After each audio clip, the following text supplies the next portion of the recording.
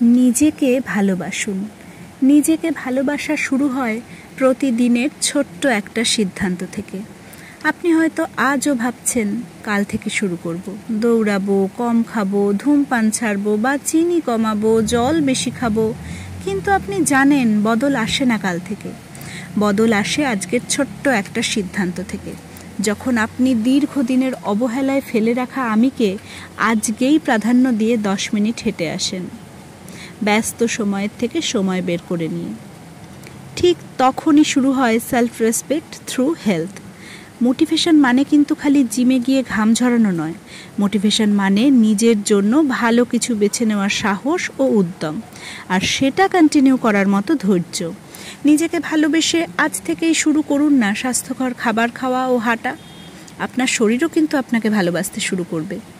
চলুন আজ থেকে একটা কাজ শুরু করি আমি আর আপনারা। নিজেকে প্রতিদিন একটা করে ছোট্ট উপহার দিন, হোক না সেটা 1 গ্লাস জল, কারণ আপনি মূল্যবান।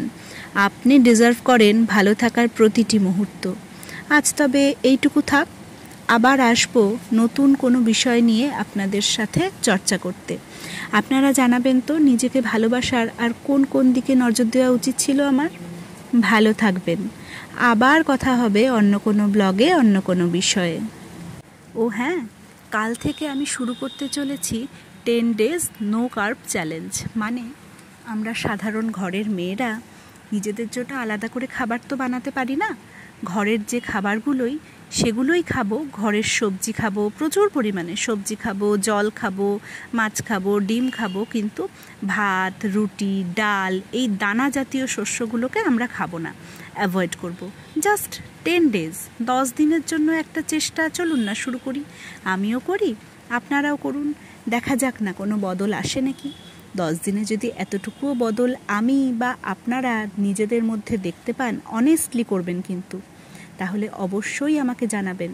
আমি কিন্তু ভীষণ খুশি হব। আমি কিন্তু একদম ডিটারমাইন্ড, কাল থেকে একদম মন দিয়ে করব কাজটা। চলুন নিজেকে একটু সময় দিই, নিজেকে ভালো রাখার চেষ্টা করি। আমরা যদি নিজেকে ভালোবাসি, নিজেকে ভালো রাখার চেষ্টা করি, দেখবেন আর 5 জনকেও আমরা খুব ভালো রাখতে পারবো। আজ এইটুকুই।